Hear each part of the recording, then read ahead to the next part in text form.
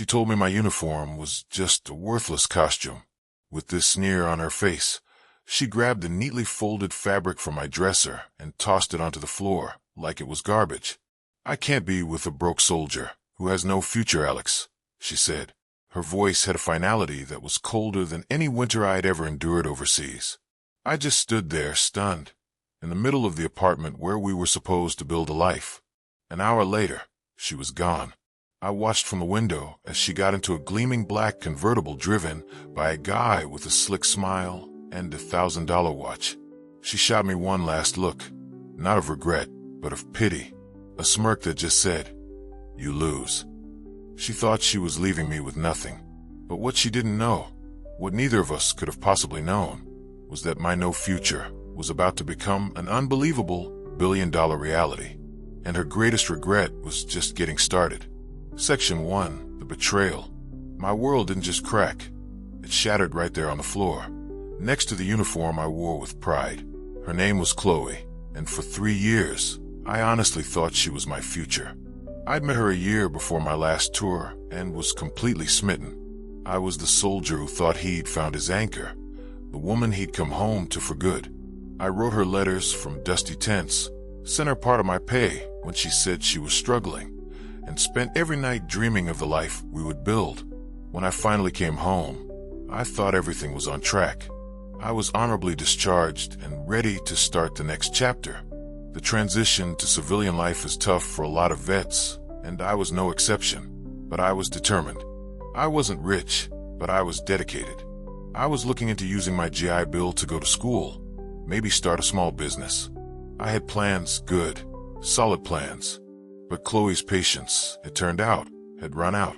The man in the convertible, Mark, was a real estate developer she'd met while I was deployed. He had a penthouse. He had a yacht club membership. His future was already gold-plated, while mine was still a block of wood I had to carve myself. The first few weeks after she left were a total blur of quiet despair. Every corner of the apartment reminded me of her favorite mug in the cupboard, her scent on a pillow. I packed it all into boxes, this painful ritual of erasing a future that was never even real. Her words echoed in my head. Broke soldier. She had taken my service, my sacrifice, the very thing that defined my honor, and twisted it into a label of shame. And there was something worse coming.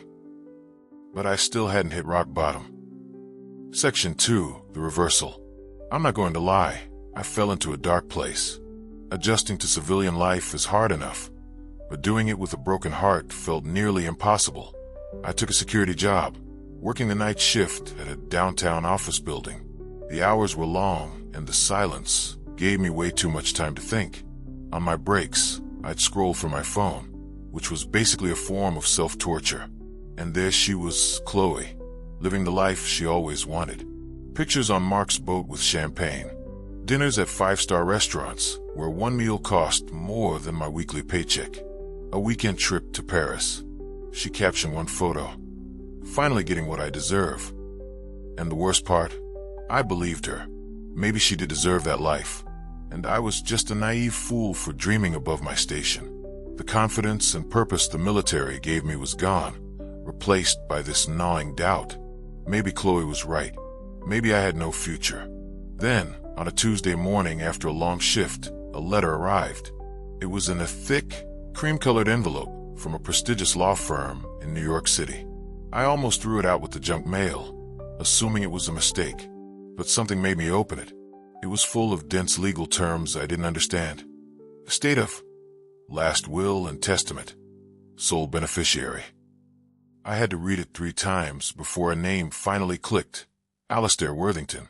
I had to rack my brain. Alistair, my mother's uncle. He was a reclusive old man I'd met maybe twice in my life at family funerals when I was a boy. He was quiet, stern, and my family had lost touch with him decades ago. We all just assumed he was as poor and solitary as he seemed.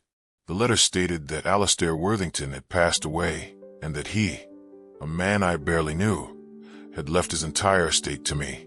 I was about to call the number to say they had the wrong guy when I saw the appendix, a preliminary summary of assets.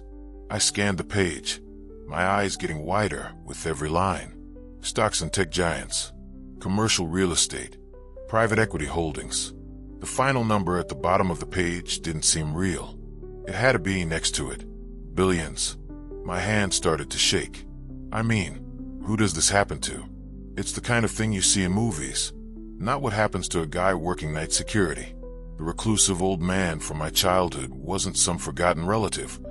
He was a silent titan of industry, and for a reason I might never understand, he had chosen me, the broke soldier, to inherit it all.